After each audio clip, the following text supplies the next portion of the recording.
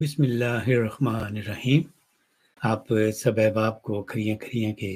اس live session میں خوش آمدید۔ تو سہیل وڑائچ جو ہے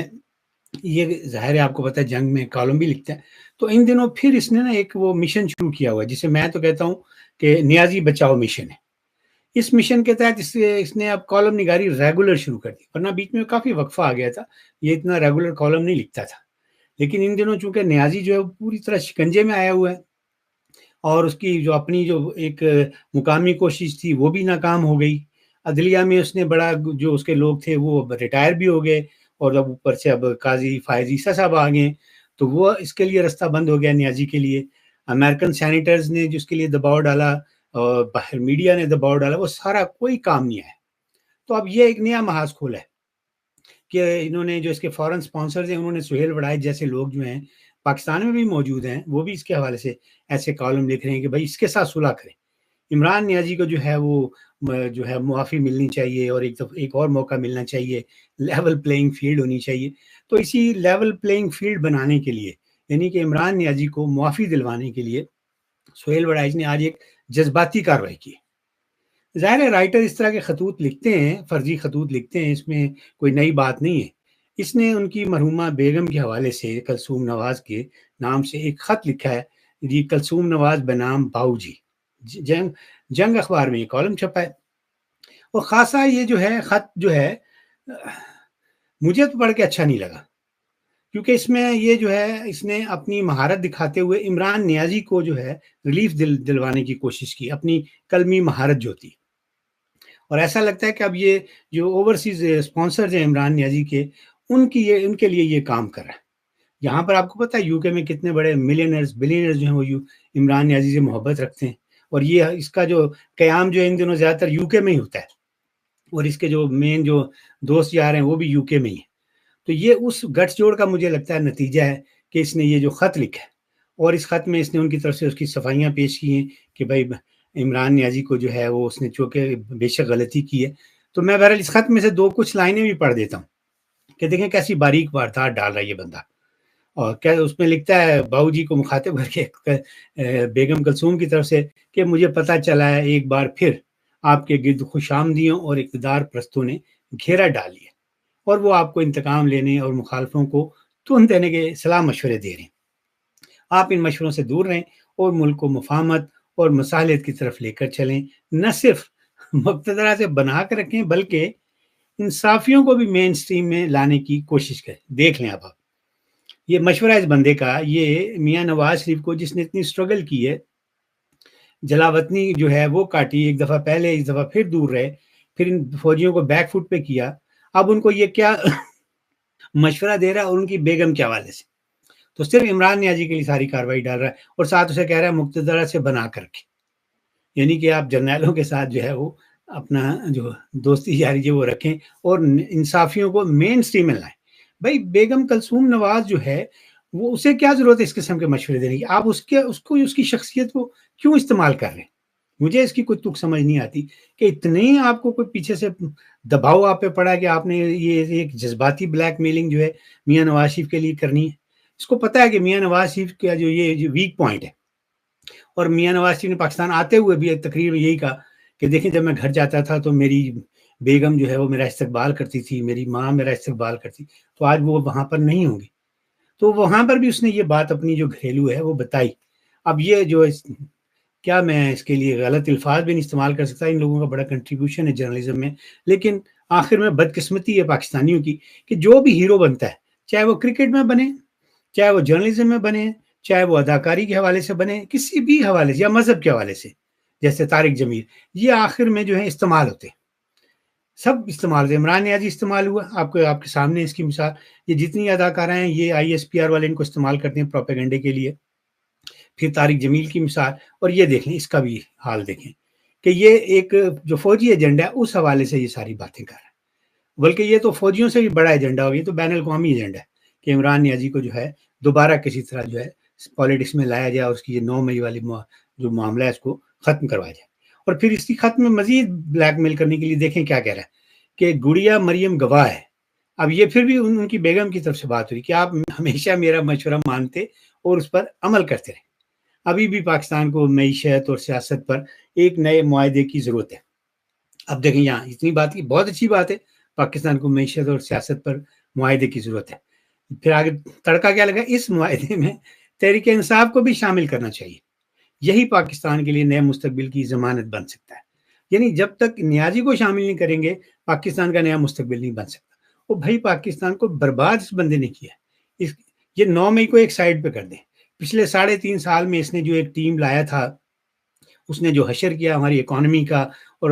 نوجوانوں کی اخلاقیات کا، وہ تو ناقابل تلافی نقصان جو کہتے ہیں وہ تھا۔ اس کے لیے تو ہمیں پتہ نہیں کتنے سال لگیں گے، کتنے ایک نئی نسل آئے گی تو پھر یہ سارا کچھ جو ہے ہماری صورتحال ٹھیک ہوگی۔ تو یہ اب بھی وہ کہہ رہا ہے، مریم کا حوالہ دے رہا ہے، پہلے بیگم کا حوالہ دیا کہ جی آپ میرا مشورہ مانتے ہیں تو اس وقت جو ہے تحریک انصاف کو جو ہے نیا معاہدہ کریں اور اس میں تحریک انصاف کو بھی شامل کریں۔ اب پھر آگے ایک اور جو اس نے ڈرامہ کیا ہے، یہ نام تو ظاہر ہے بیگم کسوم کا استعمال کیا، اور اس میں یہ کیا لکھ رہا ہے، مجھے یاد ہے کہ جب میری بیماری کے دوران صحافیوں نے کس طرح کا پروپیگنڈا کیا۔ اب افسوس تو یہ ہے کہ وہ یہ سب کرنے پر شرمندہ بھی نہیں۔ اب دیکھیں یہ یہاں پر مجھے اس چیز نے سب سے زیادہ جس پر میں دل میں لا رہا ہوں کہ جب وہ شرمندہ نہیں ہے، مدعی سست گواہ چست، نہ وہ معافی مانگ رہے ہیں، نہ وہ شرمندہ ہیں، نہ وہ اپنا سوشل میڈیا کی جو بکواسیات ہے جو گل پاڑا کرتے ہیں اس سے باز آ رہے ہیں، وہ سارا کچھ کر رہے ہیں، اس کے باوجود یہ کہہ رہا ہے کہ آپ ان کو جو ہے معاف کریں، معاہدے میں ان کو شامل کریں، اور تسلیم کر رہا ہے اس بات کو وہ شرمندہ نہیں۔ وہ بھائی پہلے انہیں شرمندگی کا اظہار تو کرنے دو۔ یہاں تو جو لوگ جرم کرتے ہیں ان کو سزا ملتی ہے، اس کے بعد پھر وہ کہا جاتا ہے کہ اب آپ جو ہے نیک بنیں گے تو اچھی بات ہے، پہلے جرم کی سزا ملتی۔ تو ان لوگوں نے پاکستان کی ریاست، پاکستان کے معاشرے کے خلاف جرائم کیے، اور یہ لوگ اپنے قلم سے اپنی ذہانت کو دیکھیں کس طرح استعمال کر رہے ہیں۔ میں تو حیران ہوتا ہوں کہ ساری عمر ان لوگوں نے صحافت میں گزاری ہے، اور اب آخر میں آ کر پتہ نہیں ان کو کس قسم کی لالچ ہے، کیا ان کے نظروں میں ہے جس کے لیے یہ اس طرح کی جو ہے صحافی بددیانتی کر رہے ہیں۔ میری نظر میں بڑا مقام تھا سہیل وڑائچ کا کہ ان لوگوں نے بہت کنٹریبیوشن ہے ان کا پاکستان کی صحافت کے لیے، پاکستان کی ریاست کے لیے، لیکن انہوں نے بھی اپنے جو ہے وہ کسی طرح کے دام لگا دیے، پتہ نہیں لفافے لیے ہیں یا کیا لیے، یہ مجھے نہیں اس کا علم، لیکن بہرحال اس کے پیچھے جو ہے کوئی نہ کوئی ایسا ان کو وہ انسٹیگیٹ کرنے والا بندہ موجود ہے، اور مجھے یہ لگتا ہے کہ یہ یو کے سے ہو رہا ہے سارا کچھ۔ وہی لوگ جنہوں نے مسجد نبوی میں ایک ہنگامہ برپا کروایا تھا کہ کسی طرح عمران نیازی کے لیے جو اس کے مخالفین ہیں ان کو وہاں پر رسوا کیا جائے اور ان کی حد اڑائی جائے، وہی لوگ ہیں اب کہ اس کے ذریعے جو ہے وہ چاہتے ہیں کس طرح عمران نیازی کو دوبارہ جو ہے وہ مین سٹریم میں لایا جائے۔ اور یہ جو میں ابھی پیراگراف پڑھ رہا تھا کہ وہ کہہ رہا ہے کہ وہ نیازی ابھی کے لوگ جو ابھی شرمندہ نہیں ہیں، تو پھر اسی خط میں آگے وہ بیگم صاحبہ لکھتی ہیں، دوسری طرف ہماری طرف سے بھی عابد شیر علی جیسے زور آور باز نہیں آتے۔ اس نے لندن کے ایک ہوٹل میں جس طرح خاتون کو گالیاں دی وہ ہمارے گلے پڑ گئی، اور میری موت کے بعد شایان نامی لڑکا اور اس جیسے کئی آپ کے گھر آ کر روز پریشان کرتے۔ یہ بھی سارا اس نے ٹوسٹ کر دیا فیکٹس کو، ایسی کوئی بات نہیں ہے۔ وہ لڑکا ضرور اس میں ہوٹل میں موجود تھا۔ عابد شیر علی کو پہلے اس بچے کی ماں نے آ کر اس کے ساتھ بدتمیزی کی۔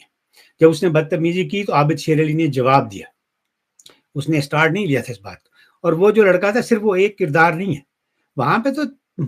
2 درجن ایسے لوگ تھے جن کی یہ ڈیوٹیز لگی ہوئی تھی۔ ان کی ماں کو تو کوئی گالی نہیں دی عابد شیر علی، وہ کیوں آتے تھے وہاں پر؟ تو یہ صرف جو ہے ان کے لیے جسٹیفیکیشن پیدا کر رہا ہے کہ وہ شایان اس لیے آتا تھا کہ عابد شیر علی نے ان کو جو اس کی ماں کو گالیاں دی تھی۔ یہاں بھی جو ہے الزام جو ہے ادھر مسلم لیگ نے ان کی طرف جا رہا ہے اور ان کی صفائیاں دے رہا ہے اس شایان کی کہ بھائی وہ اس لیے کہہ رہا ہے کہ اس کی ماں کو گالیاں دے گی۔